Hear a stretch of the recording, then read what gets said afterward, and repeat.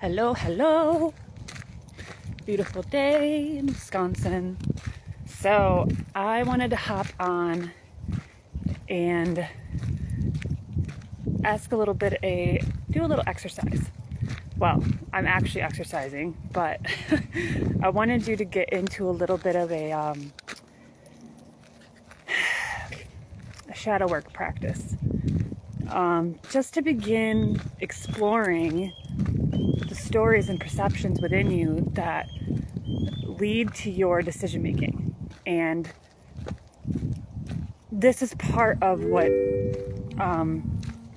I do with people in awakening and birth trauma sessions, to kind of start to unravel the stories we hold, the perceptions we carry, the conditioning we get from society, and the way we it's a dog I'm pet sitting.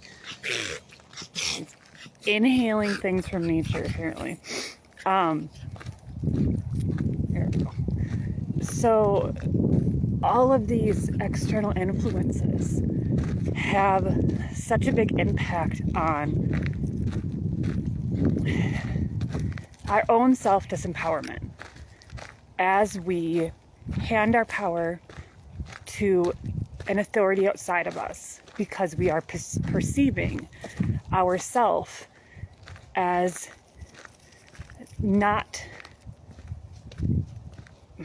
I don't know if it's not worthy enough, not smart enough, not expertise enough, whatever the reasons are that we see that we're not fit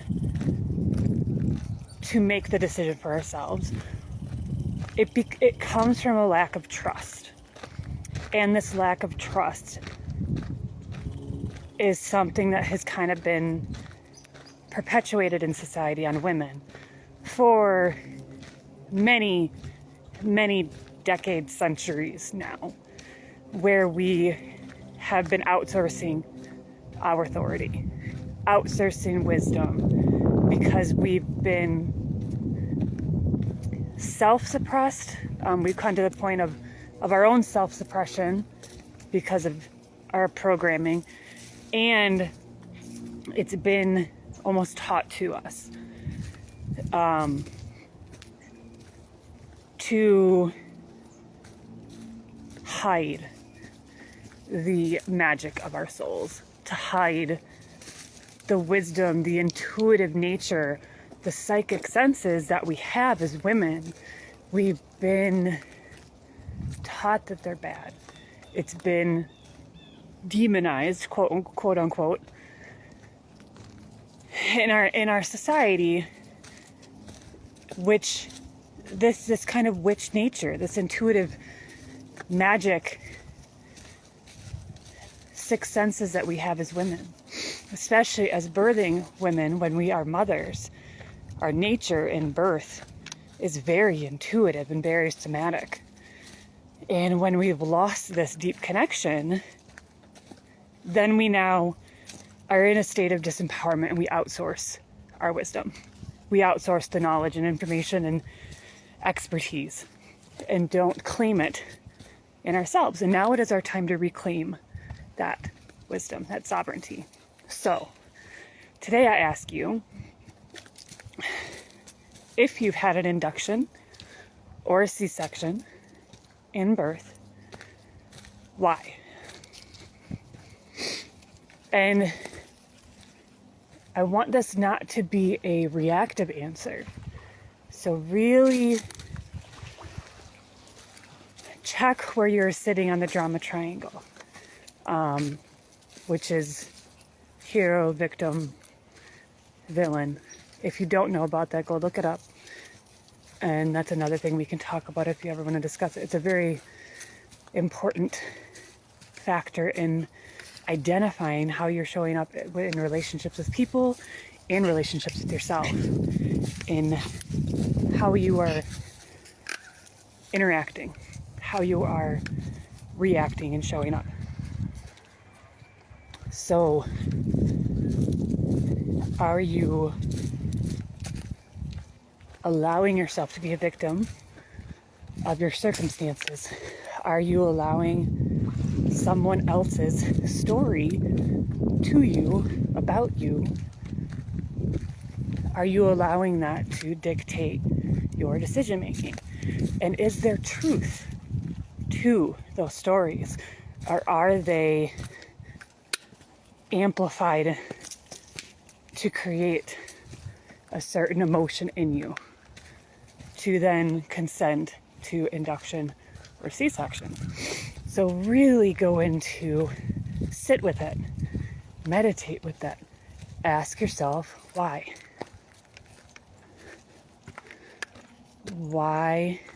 Why did you say yes? Why? Sorry, there's other people hiking. I'm trying to not get them on camera.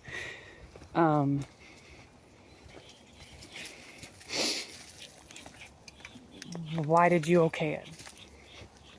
Did you feel coerced? Did you feel fear? Did you feel judgment? Did you feel worry, anxiety, uncertainty, shame, guilt? Really lean into those emotions.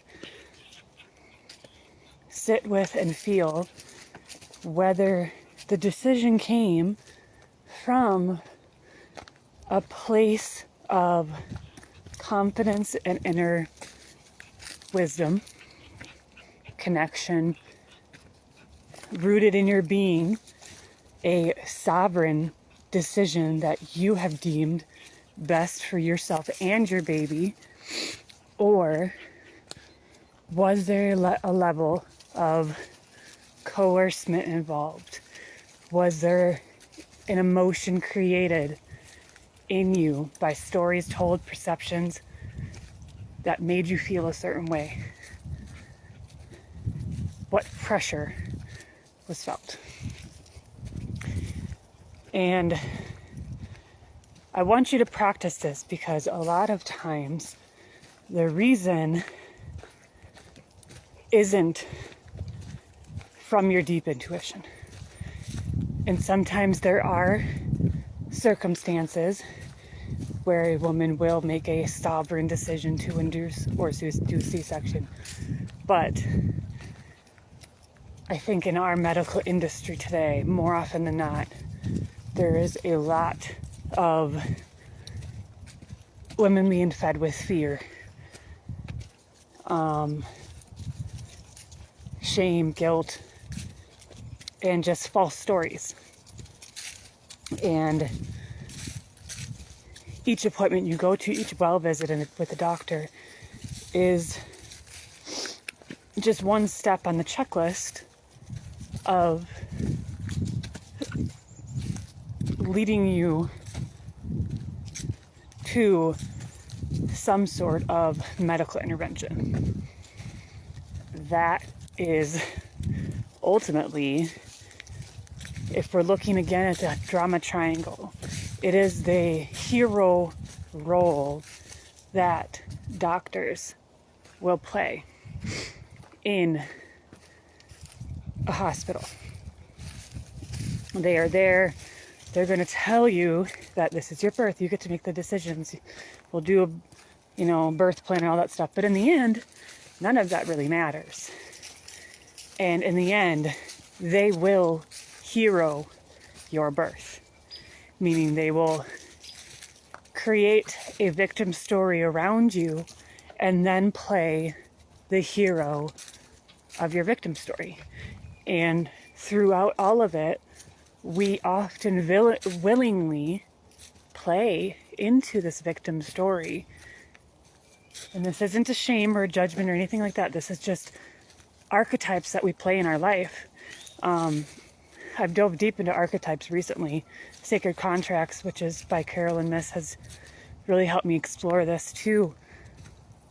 The types of archetypes in our life and the roles they play. Because we all have a level of victim. We all have a level of rescue. We all have a level, a certain wounded child. There's so many different archetypes that we have in our life, and beginning to identify how it shows up and where we allow that archetype to take control allows us to shift the story and come back into our own strength in the body, our own trust in ourselves, our own trust in our wisdom, and trust in our self-guidance. So again, I'll give you the prompt. Look back at your births, and if you had an induction or a C-section, ask yourself why. Meditate on it, journal it, whatever you need to really bring out what part of you allowed that scenario to take place. Why? Under what circumstances? Was there a fear story? This dog keeps inhaling dust. What stories were created? What fear scenarios? Shame, anxiety, worry, all of that. What were the stories created around you? Whether self-inflicted in your own body on yourself, victimizing your own birth, or perpetuated onto you by a doctor or other medical professional. And how can you see and process these emotions around your birth experience in order to remove and release any fears that you might still carry from traumas of those births that will affect any subsequent birth. So if you're looking to have another birth, those past traumas can really significantly impact how you walk into another birth experience.